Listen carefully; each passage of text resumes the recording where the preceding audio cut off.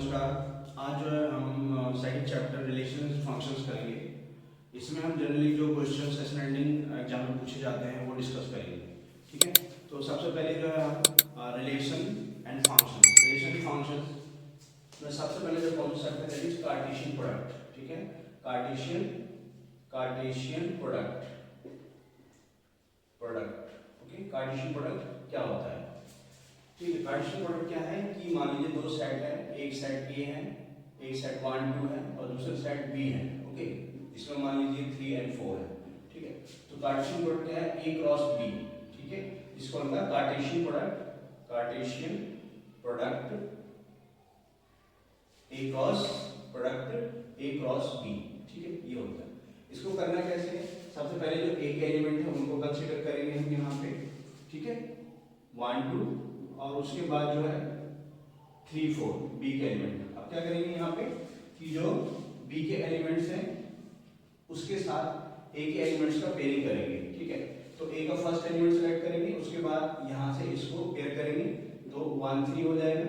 उसके बाद 1 का जो है इसके साथ करेंगे तो ये 1 4 हो जाएगा। उसके बाद जो है 2 का 3 के साथ करेंगे 2 3 हो जाएगा। उसके बाद जो है 2 का 4 के साथ करेंगे तो ये 2 4 हो जाएगा। ठीक है, तो ये जो है क्या बोलते हैं, इसको कार्टेशियन प्रोडक्ट बोलते हैं। इसी तरह से b क्रॉस a फाइंड करना है तो सबसे पहले क्या करेंगे, b के जो एलिमेंट हैं, पहले सेट b लिखा हुआ है उसके बाद a लिखा हुआ है, तो b के जो एलिमेंट्स हैं सबसे पहले b के एलिमेंट्स का पेयरिंग करेंगे। मतलब कि यहाँ पे लिख लेते हैं हम लोग 3 4 ओके एंड a के एलिमेंट्स का 1 2। तो यहाँ पे जो है 3 का पेयरिंग करेंगे 1 के साथ तो कितना हो जाएगा 3 1 हो जाएगा। उसके बाद जो है 2 के साथ करेंगे 3 2 हो जाएगा। उसके बाद 4 का 1 के साथ 4 1 हो जाएगा और उसके बाद 4 2 ये हो जाएगा।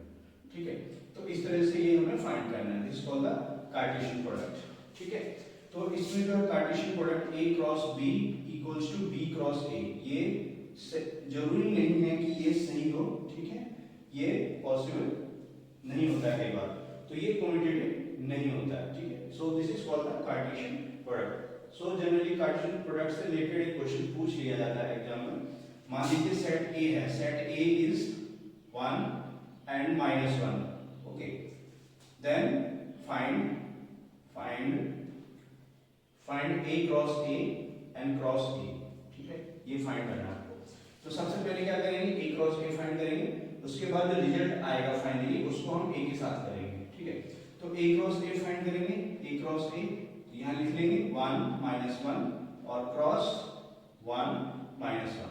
ठीक है, तो सबसे पहले जो है हम 1 का पेयरिंग करेंगे 1 के साथ, कितना हो जाएगा 1 1 हो जाएगा। उसका 1 के साथ -1 हो जाएगा। ठीक है, -1 हो जाएगा, -1 का फिर 1 के साथ करेंगे तो -1 एंड 1 हो जाएगा। उसके बाद जो है -1 एंड -1 हो जाएगा। ठीक है, तो ये जो हमने क्या फाइंड कर लिया, a क्रॉस a फाइंड कर लिया। अब नेक्स्ट जो है क्या करेंगे, a क्रॉस a फाइंड करना है। ठीक है, ये फाइंड करना है, तो हमने ये फाइंड किया है। अब a के साथ हम इसको जो है क्या करेंगे, कार्टेशियन प्रोडक्ट फाइंड करेंगे। ठीक है, तो यहाँ इसको हम लिख लेते हैं। मान लीजिए हमने यहाँ पे लिख लिया सेट -1 एंड 1। ठीक है, तो यहाँ पे ये पेयर a क्रॉस a है और ये क्रॉस क्या है, ये हमारा a है। ठीक है, अब वही सेम क्वेश्चन बन गया, इसका a1 एक एलिमेंट हो जाएगा। अब इसका पेयरिंग इसके साथ करेंगे तो कितना हो जाएगा, ये इट विल बी 1 1 -1। ठीक है, इसका जो है -1 के साथ हो गया, फिर 1 1 -1। ठीक है, इसका जो है कंप्लीट हो गया। ओके, अब इसको देखेंगे यहाँ पे 1 का जो फिर करेंगे तो ये 1 -1 और फिर ये -1 आ जाएगा। उसके बाद 1 -1 और फिर ये 1 आ जाएगा। ठीक है, ये भी कंप्लीट हो गया। उसके बाद -1 एंड 1। ठीक है, -1 एंड 1 फिर इसके साथ पेयरिंग करेंगे तो ये -1 आएगा। ओके, -1 आएगा। उसके बाद जो है ये -1 1 और फिर 1 हो जाएगा। ठीक है, ये भी कंप्लीट हो गया। उसके बाद जो है हम इसके साथ करेंगे तो ये जो है यहाँ पे -1 एंड -1 तो ये कंप्लीट हो गया। ठीक है, उसके बाद एक लास्ट बचा -1 एंड -1 एंड 1। ठीक है, तो इस तरह से उसको ना फाइंड करना है, ठीक है। तो इसमें कितने एलिमेंट्स हैं, 1 2 3 4 5 6 7 एंड 8, ठीक है, 8 एलिमेंट है। तो ये भी क्वेश्चन पूछ लिया जाता है कई बार कि ए में अगर m एलिमेंट्स हैं और बी में n एलिमेंट्स हैं, ठीक है, तो ये बताइए कि a क्रॉस b में कितने एलिमेंट होंगे, ठीक है, तो ये बताना है। तो जनरली ये जो है n क्रॉस m के बराबर होता है, ठीक है, means number of elements in set a, set b और सेट a, ठीक है, तो m क्रॉस n ये हो जाता है, ठीक है।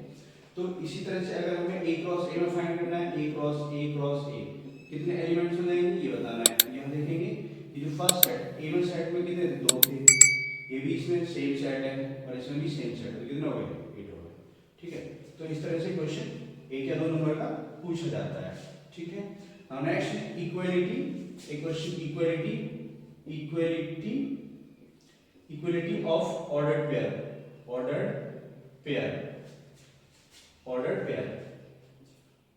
पेयर इससे भी पूछा जाता है कई बार कि जैसे मान लीजिए ऑर्डर्ड पेयर दे रखा है x/2 + 1 एंड y/3 + 6, ठीक है, ये दिया हुआ है और यहाँ पे जो है लिखा है इक्वल्स टू 3 2, ठीक है।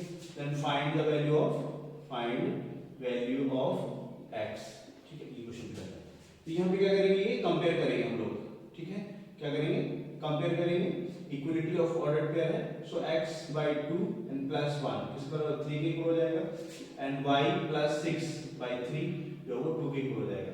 तो इसको सॉल्व करेंगे तो x/2 इधर आ गया, ये 3 - 1, तो ये x/2 equals to 2, so x equals to 4 हो जाएगा, ठीक है। यहाँ पे इसको सॉल्व करेंगे, सो y + 6 equals to 3 + 3 to 2, so y equals to 6 - 6 equals to क्या होगा, 0, तो ये इसका आंसर आ जाएगा, ठीक है। तो इस तरह से क्वेश्चन को सॉल्व करना है। फर्स्ट पार्ट, एक a cross b intersection c equals to a cross b and a cross c, ठीक है। And second is a cross c is subset of b cross d, okay, ये question. तो इसमें सबसे पहले जो है हमें इसका जो b क्रॉस a है, ठीक है, क्वेश्चन को ध्यान से देखेंगे, हमें क्या क्या फाइंड करना है, हमें इसको फाइंड करना है b इंटरसेक्शन c फाइंड करेंगे, उसके बाद a क्रॉस b फाइंड करेंगे, a क्रॉस c फाइंड करेंगे और उसका जो है क्या करेंगे, इंटरसेक्शन फाइंड करेंगे, ठीक है। तो ये देखेंगे हम, तो सबसे पहले b इंटरसेक्शन c फाइंड करेंगे, तो b इंटरसेक्शन c, b और c में क्या कॉमन है, कुछ कॉमन है क्या, इसमें जो है 5 6 है, उसमें 5 6 है ही, ठीक है, तो ऑब्वियसली ये 5 हो गया, b इंटरसेक्शन कितना हो गया, 5 हो गया।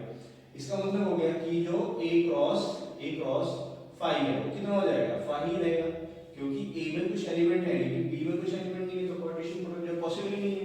इसका मतलब ये a क्रॉस 5 भी जो है वो 0 हो जाएगा। तो ये हमारा क्या हो गया, लेफ्ट हैंड साइड हो गया फर्स्ट पार्ट का।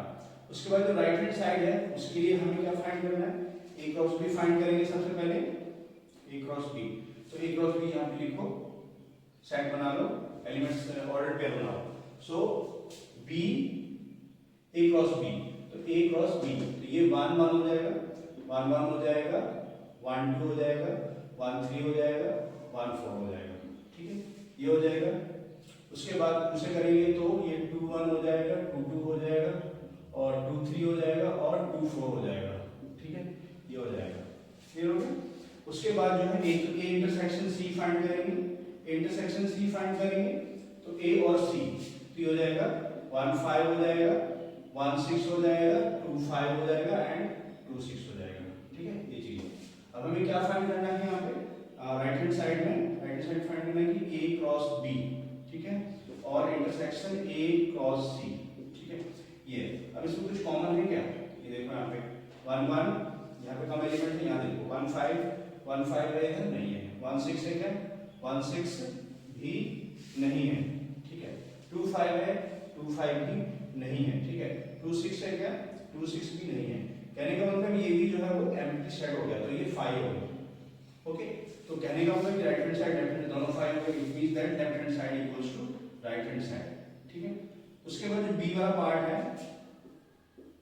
बी वाला पार्ट है a cross c is a subset of b cross d, ठीक है।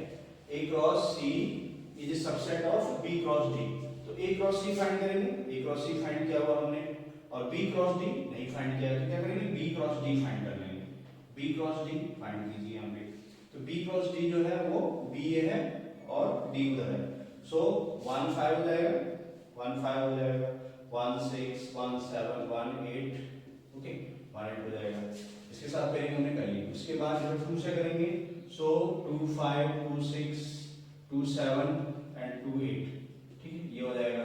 उसके बाद जो है 3 से करेंगे, 3 से, सो इट इज 3 3 5 3 6 एंड 3 7 एंड 3 8, ठीक है, ये हो जाएगा, ओके। उसके बाद जो है 4 से करेंगे, तो 4 5 हो जाएगा, 4 6 हो जाएगा एंड 4 7 हो जाएगा एंड 4 8 हो जाएगा, ठीक है। तो ये चीज हो जाएगी। अब इसमें हमें ये नोट करना है कि क्या a क्रॉस c जो है वो b क्रॉस d का सबसेट है, ठीक है। तो a क्रॉस c टोटली इसके अंदर होना चाहिए। देखो यहाँ पे 1 5 है इसमें, हाँ 1 5 जो है वो ये है यहाँ पे, 1 6 है क्या, 1 6 भी है, 2 5 है इसके अंदर, 2 5 भी है इसके अंदर, और 2 6 है वो 2 6 भी है। यानी कि मतलब कि सारे के सारे एलिमेंट इसके अंदर लाई कर रहे हैं। इसका मतलब क्या हो गया, इसका मतलब है कि a cross c is subset of b cross d, ठीक है। ये बहुत ही इंपॉर्टेंट क्वेश्चन है और जनरली एग्जाम से पूछा जाता है, ठीक है। रिलेशंस, ठीक है, relations, what do you mean by relations, ठीक है। तो हमने जो है अभी कार्टेशियन प्रोडक्ट की बात की थी। कार्टेशियन प्रोडक्ट क्या होता है, कार्टेशियन प्रोडक्ट क्या है, जैसे मान लीजिए a सेट है, सेट में 1 2 एलिमेंट है, और b सेट है उसमें कौन से, मान लीजिए 3 और 4 है, ठीक है, ये हो गया। तो हमने a क्रॉस b फाइंड किया, a क्रॉस b फाइंड करेंगे तो ये 1 3 आएगा, 1 4 आएगा, 2 3 आएगा एंड 2 4 आएगा, ठीक है। तो 2 4 आएगा। तो अब हम यहाँ पर रिलेशन की बात करेंगे। तो रिलेशन क्या है, रिलेशन एक्चुअली क्या है, एक कंडीशन है, क्या है, कंडीशन है, कंडीशन, ठीक है। कंडीशन मतलब कि ऐसे कितने ऑर्डर पेयर हैं जो किसी पर्टिकुलर रूल को फॉलो करते हैं, ठीक है। जैसे मान लीजिए हम सर्कल की बात करते हैं, सर्कल का डेफिनेशन क्या होता है कि एक फिक्स पॉइंट होता है और एक फिक्स पॉइंट होता है f, मान लीजिए फिक्स पॉइंट है, दूसरा एक पॉइंट जो है यहाँ पे कहीं पे भी इधर इतने डिस्टेंस पर है, मान लीजिए 5 सेंटीमीटर डिस्टेंस पर है, और ये पॉइंट है हमारा यहाँ पे a है, ठीक है। अब ये पॉइंट जो है इस तरह से मूव करता है कि यहाँ से यहाँ तक की जो डिस्टेंस है हमेशा क्या रहती है, फिक्स रहती है, ठीक है। तो ये पॉइंट कहाँ मूव करेगा, ना तो इधर मूव कर सकता है, ना इधर मूव कर सकता है, बस इधर मूव कर सकता है ना। तो कैसे मूव करेगा, यहाँ पे इधर आएगा या यहाँ पे हो सकता है इधर हो सकता है कि इधर हो सकता है कि इधर हो, है ना। तो ये इस तरह से जो है ये हो सकता है कि इधर हो, तो यहाँ पे ये इस तरह से मूव करेगा। तो जब इस तरह से मूव करेगा और हम इस पाथ को ट्रेस करेंगे तो क्या बनेगा, एक सर्कल बनेगा, इस तरह से क्या बन जाएगा, सर्कल बन जाएगा, ठीक है। तो यही क्या है, रिलेशन है। तो रिलेशन क्या है कि कंडीशन है, तो हमने कोई इसको r से रिप्रेजेंट करते हैं, तो रिलेशन मतलब है कि कंडीशन। तो मान लीजिए x y such that x is less than y, ठीक है। तो लेस देन y, तो ऐसे कितने ऑर्डर पेयर हैं जिसमें x जो है वो छोटा है y से, मतलब कि फर्स्ट एलिमेंट जो है वो छोटा है y से। तो इसमें देखिए यहाँ पे 1 3 है, तो इसका जो फर्स्ट एलिमेंट 1 है, सेकंड एलिमेंट 3 है, 1 3 छोटा है, यस, क्योंकि x छोटा है y बड़ा है, तो 1 3 भी फॉलो करेगा, यहाँ पे आ जाएगा 1 4, ये भी आ जाएगा, उसके बाद 2 3 भी आ जाएगा, उसके बाद 2 4 भी आ जाएगा, ठीक है। तो ये जो है इस रिलेशन के हिसाब से ये एलिमेंट्स आएंगे, ठीक है। इसी तरह से हमने मान लीजिए कि दूसरा रिलेशन मान लिया x y such that x is greater than n equals to y, ठीक है। ऐसे कितने ऑर्डर पेयर हैं जिसमें फर्स्ट एलिमेंट, ऑर्डर पेयर का फर्स्ट एलिमेंट सेकंड एलिमेंट से बड़ा है, ठीक है। तो यहाँ पे देखिए 1 3 से बड़ा है क्या, नहीं है, ठीक है, नहीं है, ये भी नहीं है, तो ये भी नहीं आएगा, 1 4 ये भी नहीं है, 2 3 ये भी नहीं है, 2 3 ये भी नहीं है, 2 4 ये भी नहीं है। तो कहने का मतलब इसके अंदर एक भी एलिमेंट नहीं आएगा। सो दिस रिलेशन इस तरह से मान लीजिए कोई थर्ड रिलेशन है, यहाँ पे थर्ड रिलेशन है x y such that x divides y, ठीक है। ऐसे कितने ऑर्डर पेयर हैं जिसमें एक्स फर्स्ट एलिमेंट जो सेकंड वाले एलिमेंट को डिवाइड करता है। तो आप देखिए इसमें 1 3 1 जो 3 को डिवाइड करेगा ऑब्वियसली, 1 जो सभी को डिवाइड करता है। उसके बाद जो है 1 4 ये डिवाइड करेगा, जो है 2 3 ये 2 3 को डिवाइड नहीं करता है, इसलिए ये नहीं आएगा, इसलिए 2 और 4 ये आएगा, ठीक है। 2 4 को डिवाइड करता है, तो ये रिलेशन है, ठीक है, ये चीज रिलेशन है, तो सिंपल है। अब इसमें बात करेंगे हम डोमेन रेंज एंड कोडोमेन की, ठीक है। डोमेन रेंज एंड कोडोमेन की, ठीक है, ये चीज है, समझ में आ गया। डोमेन, तो डोमेन क्या है यहाँ पे, डोमेन यहाँ पे ये देखना है कि जो सेट है, सेट कौन सा है हमारे पास, दो सेट है, एक ए है और दूसरा बी है। तो यहाँ पे ए क्रॉस ए जो है हमारे पास एलिमेंट है, इसमें कितने हैं 1 2 है, ठीक है, और बी में कौन सा एलिमेंट है 3 and 4 है, ठीक है। और जो रिलेशन है हमने ये रिलेशन मान लीजिए R third x y such that x divides y, तो ऐसे कितने ऑर्डर पेयर है, तो कार्टेशियन प्रोडक्ट फॉलो करेंगे कि 1 3 आएगा, 1 4 आएगा एंड 2 4 आएगा, ठीक है। तो अब इसमें हमें डोमेन फाइंड करना है। तो डोमेन क्या होगा, डोमेन होता है जनरली जो x की वैल्यू होती है, ठीक है। तो डोमेन हमारा इसमें क्या हो जाएगा, डोमेन हमारा जो ऑर्डर्ड पेयर है, ठीक है, ऑर्डर्ड पेयर है a, ये हमारा डोमेन हो जाएगा, क्योंकि इनपुट हमारा क्या है, इनपुट हमारा है 1, सो डोमेन इसके अंदर a होगा। और जो कोडोमेन होगा, कोडोमेन क्या होगा, codomain is actually the second set, okay, second set जो होगा, मतलब ये सेट बी जो है आपका कोडोमेन हो जाएगा। उसके बाद जो रेंज है वो क्या होगा, रेंज जो है जो ordered pair, second element of ordered pair, ठीक है। तो सेकंड एलिमेंट कौन से ऑर्डर पेयर के, यहाँ पे 3 है, यहाँ पे 4 है और यहाँ पे 4 है, तो यहाँ पे 3 और 4 हो जाएगा, क्योंकि 4 को हम दो बार नहीं लिख सकते, इसलिए इसका जो रेंज होगा वो ये होगा, ठीक है। बात करें तो डोमेन का मतलब जो है सेट ए रहेगा, ठीक है।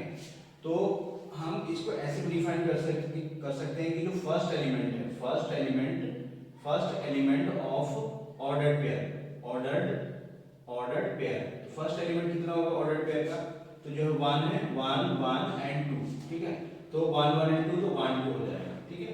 तो इस तरह से भी हम समझा जा सकता है कि जो first element of the ordered pair है वो ए रहेगा, क्योंकि यहाँ पे सारे के सारे एलिमेंट यूज हो चुके हैं, तो यहाँ पे जो डोमेन है वो ए है, ठीक है, 1 2 है, ओके। अब उसके बाद नंबर ऑफ रिलेशंस, ठीक है। तो हमने यहाँ देखा कि सेट ए में 2 एलिमेंट हैं, सेट बी में जो है वो 2 एलिमेंट हैं, ठीक है, ये है। तो यहाँ पे हमें R1 R2 R3 R4 R5 इस तरह से हम बहुत सारे रिलेशंस फाइंड कर सकते हैं, ठीक है। तो नंबर ऑफ रिलेशंस हम कितने फाइंड कर सकते हैं वो भी कई बार पूछा जाता है। तो नंबर ऑफ रिलेशन जो है हमें फाइंड करने हैं, तो वो जनरली क्या होता है कि वो कार्टेशियन प्रोडक्ट पे डिपेंड करता है। अगर हम यहाँ पे NA क्रॉस B फाइंड करना है, तो NA क्रॉस B किसके बराबर होता है, NA इंटू NB इसके बराबर होता है। तो NA में 2 एलिमेंट्स हैं और इसमें भी जो है वो 2 एलिमेंट्स हैं, तो इसका मतलब ये 4 हो जाएगा, ठीक है। तो यहाँ पे जो नंबर ऑफ रिलेशन होगा, नंबर ऑफ रिलेशन वो हो जाएगा 2 power n A cross B, ठीक है, A क्रॉस B। तो जनरली A क्रॉस B तो 2 कितने हो जाएंगे 4, तो 2 पावर 2 2 जा 4 16 हो जाएंगे टोटल, कितना हो जाएगा 16। तो एक जनरल रूल क्या हो गया, जनरल रूल ये हो गया कि अगर NA में मान लीजिए P एलिमेंट्स हैं और NB में मान लीजिए Q एलिमेंट्स हैं, तब रिलेशंस नंबर ऑफ रिलेशंस जो है वो 2 पावर n है ना, NA क्रॉस B किसके बराबर हो जाएगा ये ट्वाइस NA इंटू NB, ठीक है। कहने का मतलब कि 2 पावर P Q के बराबर हो जाएगा। तो इससे हम नंबर ऑफ रिलेशंस फाइंड कर सकते हैं। जनरली क्वेश्चन 1 नंबर में भी पूछा जाता है। A, let set A is 1 2 3 up to 14. Okay, कितना हुआ 14 and the relation defined on A cross A, it is R equals to 3x xy such that 3x minus y equals to 0. ठीक है, ये गिवन है where x belongs to A and y belongs to A.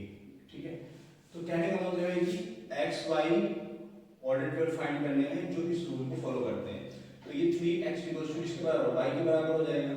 कहने का मतलब ये हमारा input हो गया तो हमारा ये आउटपुट कितना होगा ये हमें देखना है।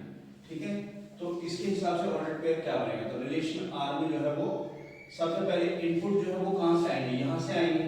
ठीक है, अगर हम 1 सब्स्टिट्यूट करेंगे तो हमें क्या मिलेगा, 1 सब्स्टिट्यूट करेंगे तो हमें जो है यहाँ पे 3 मिलेगा क्योंकि 3 into 1 3 हो जाएगा। 2 सब्स्टिट्यूट करेंगे तो 6 मिलेगा, 3 सब्स्टिट्यूट करेंगे तो 9 मिलेगा, 4 सब्स्टिट्यूट करेंगे तो 12 मिलेगा, 5 सब्स्टिट्यूट करेंगे तो 15 मिलेगा। ठीक है, 15 मिलेगा। लेकिन नोट करने वाली बात क्या है इसके अंदर, नोट करने वाली बात क्या है कि जो है ये सेट जो है वो A क्रॉस A पे डिफाइंड है क्योंकि जो सेट Y भी है वो A है। ठीक है, इसलिए जो सेट ये है ये 15 जो है इस सेट के अंदर नहीं है तो ये नहीं आएगा, ये ऑर्डर पेयर नहीं आएगा। ठीक है, तो कहने का मतलब कि ऑर्डर पेयर हमारा यहीं तक ही आएगा। तो 1 जब सब्स्टिट्यूट करेंगे 3 मिलेगा, 2 होगा तो 6 होगा, 3 होगा तो 9 हो जाएगा, 4 होगा तो 12 हो जाएगा और 5 के केस में ये 15 हो जाएगा। ठीक है, तो अब इसको हमें क्या फाइंड करना है, डोमेन रेंज एंड कोडोमेन। ठीक है, कोडोमेन। ठीक है, ये फाइंड करना है। तो डोमेन क्या होगा, domain means first element of ordered pair. ठीक है, तो यहाँ पे फर्स्ट एलिमेंट कौन से हैं, first element of the ordered pair ठीक है 1 2 3 4, तो 1 2 3 and 4 this will be the domain. Okay, उसके बाद जो है रेंज क्या है, second element of ordered pair. ठीक है, वो क्या हो जाएंगे हमारे 6 3 6 9 and 12।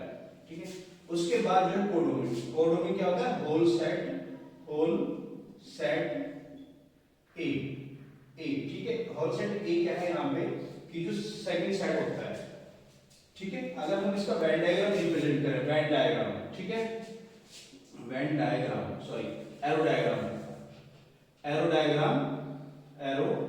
डायग्राम, तो इसमें जो सेट ए है, सेट ए में कौन सा एलिमेंट है 1 2 3 4 5 and so up to 14 and set A जो है वो यही है सेट ए।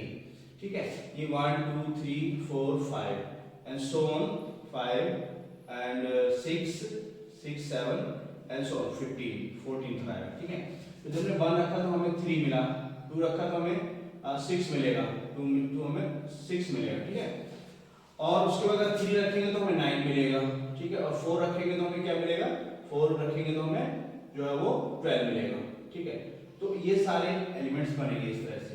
तो यहाँ पे जो सेकंड मतलब कि ये सेट ए हो गया और मान लीजिए सेट बी, यहाँ पे जो राइट में जो सेट लिखा हुआ है तो होल सेट ए यहाँ पे ए माना जाएगा क्योंकि हमने ए से रिप्रेजेंट किया। अगर बी सेट होता तो हमें बी आ जाता, तो होल सेट ए हो जाएगा यहाँ पे। तो होल सेट ए में कौन सा एलिमेंट है 1 2 3 and so on up to 14। ठीक है, तो इस तरह से एरो डायग्राम भी कई बार बनाने के लिए बोला जाता है। तो इस तरह से क्वेश्चन आपको करना है।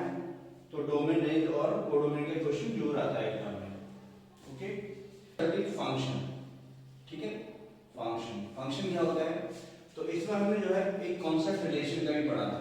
ठीक है, रिलेशन का, तो मान लीजिए हम उसको दोबारा देखते हैं कि सेट ए है, इसमें 1 2 है। ओके, 1 2 है एंड बी में जो है वो कितना है 3 and 4 है। तो हमें जो है क्या फाइंड करना है, ए क्रॉस बी फाइंड करेंगे। ए क्रॉस बी जो है वो 1 3 1 4 एंड 2 3 एंड 2 4 ये हो जाएगा। 2 4. Okay, and the relation is such that x divides y. Okay, x divides y. तो पहला जो ऑर्डर पेयर है, फर्स्ट ऑर्डर पेयर का जो पहला एलिमेंट है वो सेकंड एलिमेंट को डिवाइड करता है। तो इसके हिसाब से आप देखेंगे कि 1 जो है 3 को डिवाइड करता है, 1 3 हो जाएगा, 1 4 को डिवाइड करता है तो 1 4 भी हो जाएगा, एंड 2 3 ये इसको डिवाइड करता है तो ये नहीं आएगा, एंड 2 4 जो है वो डिवाइड करता है। ठीक है, तो अगर आप इसका हम एरो डायग्राम बनाए यहाँ पे, this is set A and this is set B. Okay, तो यहाँ पे जो सेट ए है कौन कौन से एलिमेंट है, 1 है और 2 है, और यहाँ पे जो है वो 3 एंड 4 है। ठीक है, तो अब इसके हिसाब से अगर हम 1 3 से रिलेटेड है तो 1 3 से रिलेटेड हो जाएगा यहाँ पे, उसके 1 जो है 4 से रिलेटेड भी है यहाँ पे, और जो 2 जो है वो 4 से रिलेटेड है यहाँ पे। तो this is called the arrow diagram. तो यहाँ पे नोट करने वाली बात क्या है कि यहाँ पर जो 1 एक एलिमेंट है 1 दो एलिमेंट से रिलेटेड है ना, तो इसको बोलते हैं 1 जो है दो एलिमेंट से रिलेटेड है, तो 1 का जो एलिमेंट रिलेटेड है इसको बोलते हैं इमेज। क्या बोलते हैं इसको, इमेज। और 3 का जो ये एलिमेंट है इसको बोलते हैं प्री इमेज। ठीक है, ये प्री इमेज। तो यहाँ पे एक एलिमेंट की दो इमेजेस हैं। ठीक है, एक एलिमेंट की दो इमेज है, कहने का मतलब है कि एक स्टूडेंट जो है वो दो क्लास में पढ़ता है, थर्ड में पढ़ता है, फोर्थ में पढ़ता है, जो कि पॉसिबल नहीं है, इसीलिए ये फंक्शन नहीं है। ठीक है, तो इसको हम अगर हम लिखना चाहें, ठीक है, कि अगर ये फंक्शन हम f रिप्रेजेंट कर देते हैं तो ये ऐसे लिखेंगे कि f1 इसका इमेज जो है वो 3 है और f1 इसका इमेज भी 4 है ना। It has two images, so it is not a function. Okay, not a function. ठीक है, तो अब फंक्शन कब होगा, फंक्शन जब होगा जब कोई एलिमेंट, मान लीजिए सेट A है और ये सेट B है। ठीक है, इसमें A B है और इसमें C और ये D है। ठीक है, तो ये एलिमेंट इससे रिलेटेड है, ये एलिमेंट इससे रिलेटेड है। ठीक है, तो ये फंक्शन हो सकता है क्योंकि यहाँ पे 1 का जो इमेज है वो C है और B का इमेज है वो D है, ये हो सकता है। या फिर ऐसे भी हो सकता है कि ये दो एलिमेंट है यहाँ पे, कि मान लीजिए ये सेट A है, ये सेट A है और ये सेट B है। ठीक है, तो यहाँ पे A हो गया, ये B हो गया और यहाँ पे C और ये D हो गया। ठीक है, तो अब जो है ये इस तरह से रिलेटेड है। ठीक है, यहाँ पे नोट करने वाली बात है, ये इस तरह से B बन रहा है और यहाँ पे उल्टा ऐसे B बन रहा है। तो यहाँ पे A का जो इमेज है वो C है, A का जो इमेज है वो C है और जो B का इमेज है वो भी C है। ठीक है, तो एक स्टूडेंट, ये स्टूडेंट C में पढ़ता है और ये स्टूडेंट भी उसी क्लास में पढ़ता है, पॉसिबल है तो कहने का मतलब ये फंक्शन है, हम इसको इस तरह से जज कर सकते हैं। ठीक है, तो ये एक फंक्शन है, तो इट इज ए फंक्शन। ठीक है, ये है। सो इसकी डेफिनेशन अगर हम देखेंगे तो डेफिनेशन क्या है कि every element in set A must have unique image in set B। ठीक है, so every element in set A must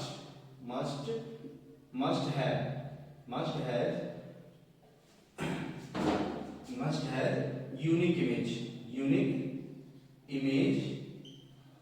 in set B, then it is a function। Okay, तो ये सिंपल डेफिनेशन है। ठीक है, एक स्टूडेंट दो class में नहीं हो सकता, लेकिन दो स्टूडेंट एक क्लास में हो सकते हैं। ठीक है, तो ये जो है डेफिनेशन आपको समझ में आ गई होगी। About the different types of functions, the first function is identity function। Okay, identity function क्या होता है, it is fx equals to x। ठीक है, fx equals to x मतलब कि कुछ भी हम इनपुट रखेंगे हमें आउटपुट वही चीज मिलेगा। ठीक है, तो कहने का मतलब है कि it means that y equals to x। तो अगर हमें xy का वैल्यू हम सब्स्टिट्यूट करेंगे, x1 2 3 है ना, -2 कुछ भी सब्स्टिट्यूट कर सकते हैं, -1, तो 1 सब्स्टिट्यूट करेंगे यहाँ पे, तो x का इनपुट 1, तो y का वैल्यू 1 हो जाएगा, 2 हो जाएगा, 3 हो जाएगा, -2 हो जाएगा, -1 आ जाएगा। तो इसका जो ग्राफ होगा वो अगर x पॉजिटिव है तो y भी पॉजिटिव होगा, x नेगेटिव है तो y भी नेगेटिव, एक्स नेगेटिव है तो वाई भी नेगेटिव रहेगा। कहने का मतलब है ग्राफ इस तरह से जाएगा, ठीक है। तो ये इसका ग्राफ होता है, ये इसका ग्राफ होता है इस तरह से।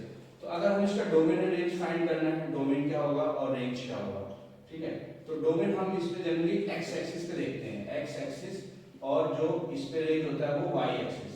मतलब कि जो एक्स एक्सिस की वैल्यू हम पुट कर रहे हैं उसका कॉरस्पॉन्डिंग वाई वैल्यू क्या रहेगा, वो उसका डोमेन होता है। तो एक्स का वैल्यू आप देखेंगे ध्यान से तो ये 0 है, 0 रहेगा। फिर हम जब ये वैल्यू यहाँ पे एक्सटेंड करते हैं तो x की वैल्यू के लिए y का वैल्यू कुछ ना कुछ आता है, ठीक है। तो x की वैल्यू के लिए y का वैल्यू कुछ ना कुछ इस तरह से आता है, ठीक है। इधर भी ऐसा हो सकता है यहाँ पे, ठीक है, ये वैल्यू एग्जिस्ट कर रहा है इसका यहाँ पे, ठीक है। तो इस तरह से ये पूरे x पे डिफाइंड है, पूरे की पूरे x पे डिफाइंड है ये। तो इसका जो डोमेन होगा वो रियल हो जाएगा और जो रेंज है वो टोटली y पे डिफाइंड है, ठीक है, y, क्योंकि y की सारी वैल्यू एग्जिस्ट कर रहा है। तो इसका जो डोमेन रेंज होगा वो भी r होगा, ठीक है।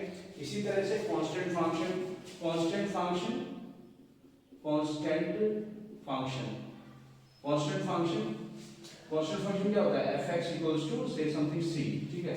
x का वैल्यू कुछ भी रखेंगे हमें c मिलेगा, c सपोज करो 2 हो गया। तो यहाँ पे जो ये x इक्वल्स टू, तो y इक्वल्स टू 2 हो जाएगा, कहने का मतलब ये हो गया। तो 1 हो गया, ये y 2 हो गया, ठीक है, y 2 हो गया। तो इसकी जो y की वैल्यू आएगी 2 आएगी। तो x की वैल्यू कुछ भी रखेंगे हमेशा हमें 2 मिलने वाला है, ठीक है। तो ये होगा यहाँ पे।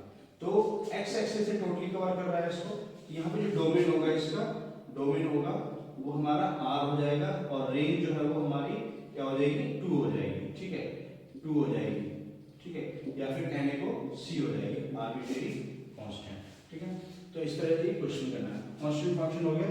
उसके बाद जो है पॉलिनोमियल फंक्शन, पॉलिनोमियल फंक्शन पर डिपेंड करता है क्वेश्चन किस तरह का दिया हुआ है, ठीक है। तो ये क्वेश्चंस हैं। उसके बाद जो है next function is modulus function, modulus function, ठीक है, मॉडुलस फंक्शन, ठीक है। मॉडुलस फंक्शन डिपेंड करता है जिस तरह का दिया हुआ है। fx इक्वल्स टू, अगर x मॉड दिया हुआ है तो इसका ग्राफ कैसे बनेगा, इसको हम डिफाइन करेंगे तो it will be x and minus x if x is greater than equals to 0 and if it is x less than 0, ठीक है। तो ये जो पॉजिटिव रहेगा, ये जो है नेगेटिव रहेगा। तो इस तरह से इसका ग्राफ आएगा। यहाँ पे जो x का वैल्यू पॉजिटिव रहेगा, x का वैल्यू 0 और पॉजिटिव रहेगा, तब इसका वैल्यू x रहेगा, तो इस तरह से आएगा, और इधर इसका ऐसे आएगा। तो यहाँ पे आप देख सकते हैं कि जो x की सारी वैल्यूज कवर करता है ये ग्राफ, ठीक है, ये x की सारी वैल्यूज कवर कर रहा है। तो डोमेन जो है वो कितना हो जाएगा, डोमेन इसका r हो जाएगा और रेंज जो है वो, रेंज जो है वो y एक्सिस, ये पॉजिटिव y एक्सिस है, ठीक है। तो पॉजिटिव y एक्सिस, तो कहने का मतलब है कि r प्लस होगा, पॉजिटिव पॉजिटिव y एक्सिस, ठीक है, ये इस तरह से।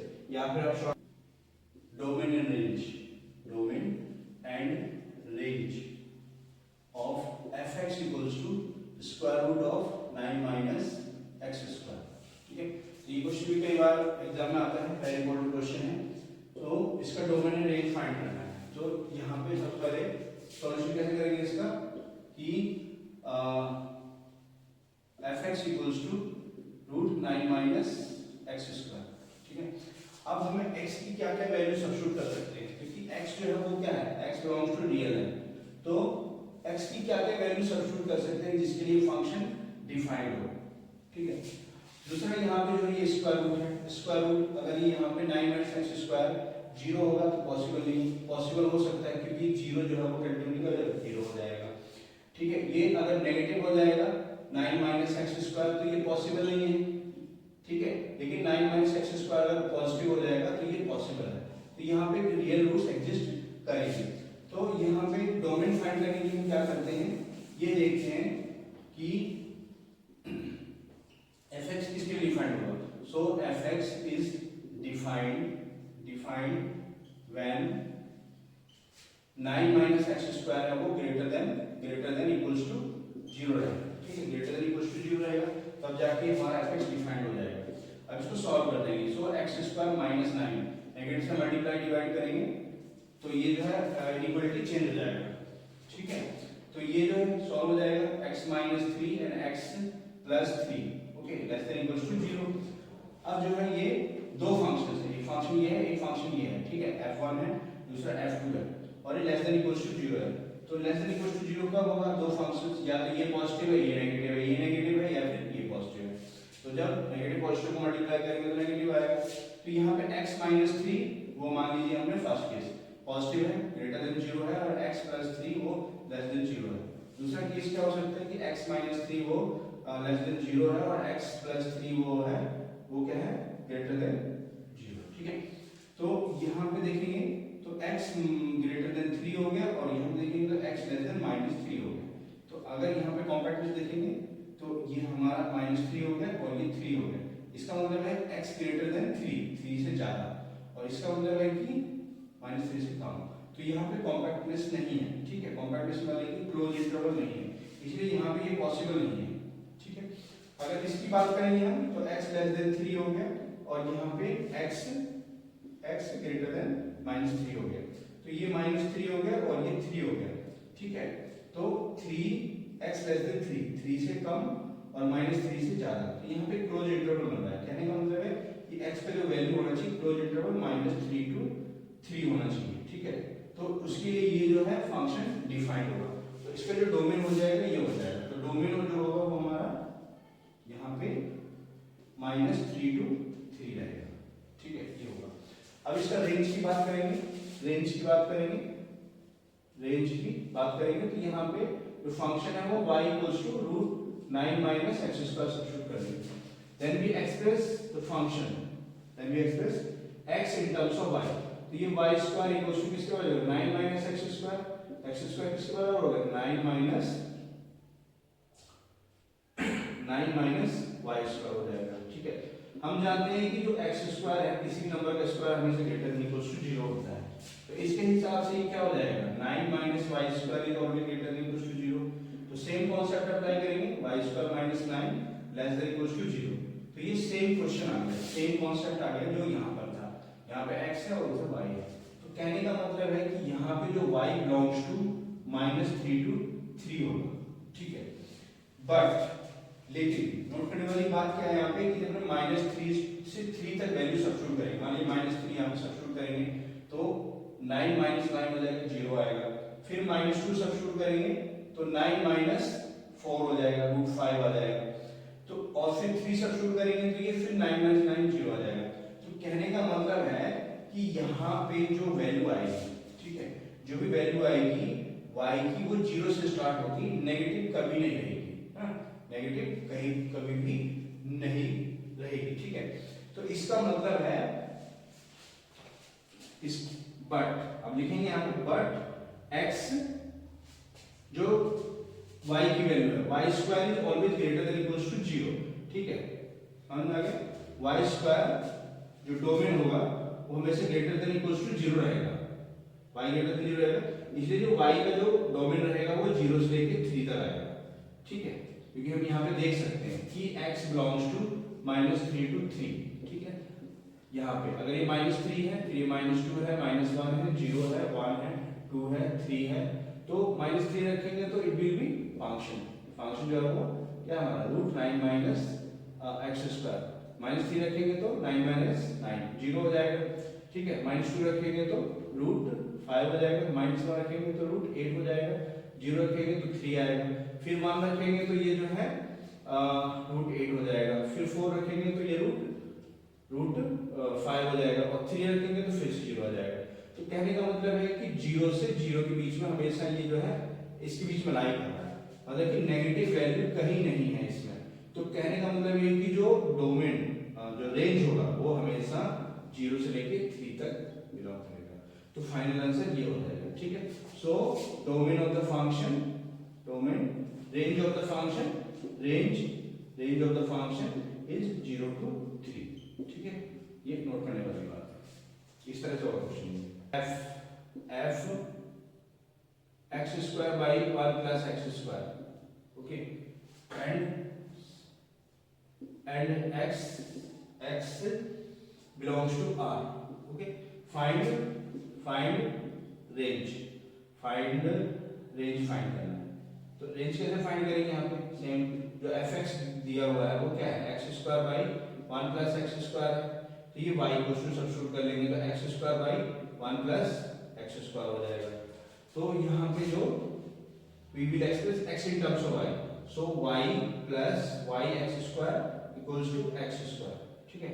तो x की वैल्यू कितनी हो जाएगी y equals to x square minus y x square, तो x square कॉमन लेंगे तो 1 minus y हो जाएगा, so x square equals to क्या हो गया y by 1 minus y, ठीक है।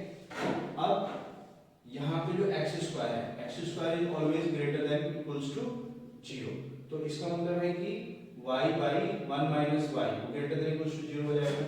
अब क्या करेंगे इसको 1 minus y से मल्टीप्लाई डिवाइड कर देंगे, तो y into 1 minus y and 1 minus y and 1 minus y greater than equals to 0, तो ये स्क्वायर हो जाएगा means y 1 minus y and 1 minus y square greater than equals to 0 होगा, तो ये finally y into 1 minus y greater than 0 हो जाएगा। तो ग्रेटर देन 0 मतलब या तो ये पॉजिटिव रहेगा या फिर ये नेगेटिव रहेगा, तो सेम कॉन्सेप्ट अप्लाई होगा यहाँ पे y greater than equals to 0 and 1 minus y is greater than equals to 0, तो ये केस बनेगा, तो y ग्रेटर देन 0 हो गया और y लेस देन 1 हो गया, तो यहाँ पे 0 हो गया 1 हो गया, तो greater than 0 and less than 1, तो ये कॉम्पैक्टनेस आ गया, तो y बिलोंग्स टू 0 to 1 हो जाएगा, ठीक है। इसी तरह से जो है यहाँ पे नेगेटिव हो सकता है y less than 0 and 1 minus y less than 0, तो y लेस देन 0 इसका मतलब है कि y ग्रेटर देन 1, तो y less than 0 y greater then 1, तो यहाँ पे ये 0 हो जाएगा ये 1 हो जाएगा, तो y की वैल्यू 0 से कम, ठीक है, और 1 से ज्यादा, तो यहाँ पे कॉम्पैक्टनेस नहीं है, क्लोज इंटरवल नहीं है, तो इसलिए पॉसिबल नहीं है, तो फाइनल आंसर हमारा ये होगा, ठीक है। ये जो है क्या हो जाएगा हमारा इसका रेंज हो जाएगा, ठीक है। तो प्यारे बच्चों बहुत इंपॉर्टेंट क्वेश्चन है, जनरली ये क्वेश्चन जो है वो पूछे जाते हैं, ठीक है। Okay, f 1 1 2 3 and 0 minus 1 and minus 1 3, okay, minus 1 3 be a function on z to z defined by fx equals to ax, fx equals to ax plus b, ठीक है। then find a and b, ठीक है। तो function दिया हुआ है, ये दिया हुआ है, ठीक है, तो fx किसके बराबर होगा, fx जो है वो y की इक्वल हो जाएगा, ओके। तो सॉल्यूशन क्या है हमें y equals to ax plus b हो गया, ठीक है। पॉइंट्स जो है ये वाले पॉइंट्स इसी फंक्शन से आए, तो कहने का मतलब कि पॉइंट्स 1 1 एंड 0 1 0 माइनस 1 कोई भी दो पॉइंट ले सकते हैं, lies on the line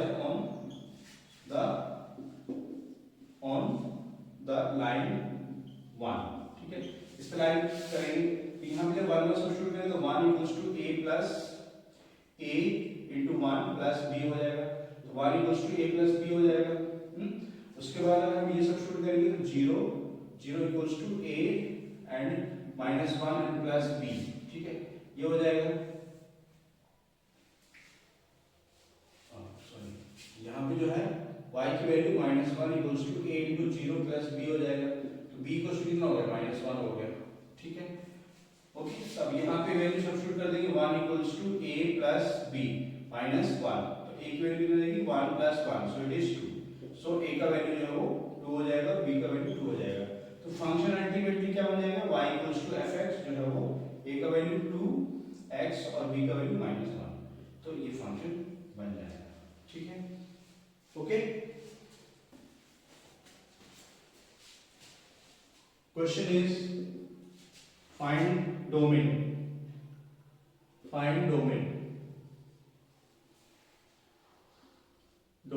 of x square plus 2x plus 1 by x square minus 8x plus 12, ठीक है, domain.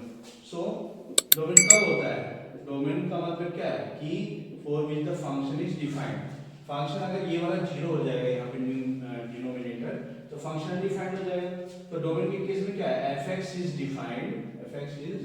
Defined when x square minus 8x plus 12 is not equals to 0, ये हो जाएगा, अब इसको सॉल्व कर लेंगे यहाँ पे तो कितना हो जाएगा x माइनस 4 12 तो कितना 6 2 जा 6x and plus minus 2x and plus 12 equals to 0। तो ये x माइनस 6 हो जाएगा माइनस 2 x माइनस 6 हो जाएगा इक्वल्स टू 0। तो x minus 2 and x minus 6 equals to 0। ठीक है, कहने का मतलब है कि x minus 2 equals to 0 and x minus 6 equals to 0। ठीक है, ये हो गया, नॉट इक्वल्स टू 0 रहेगा। तो ये भी नॉट इक्वल्स टू 0 रहेगा। तो x is not equals to 2 and x is not equals to 6। अगर x का वैल्यू 2 और 6 नहीं है तब ये फंक्शन डिफाइंड हो जाएगा, कहने का मतलब 0 नहीं आएगा। तो कहने का मतलब है कि इसका जो डोमेन होगा वो all real number except 2 and 6 रहेगा। ठीक है, तो ये इसका आंसर हो जाएगा। ठीक है, ओके। तो प्यारे बच्चों बहुत सारे क्वेश्चन किए हमने। ठीक है, तो ये question generally session ending exam में आते हैं, आप जरूर देखिए और प्रैक्टिस कीजिए। Thank you.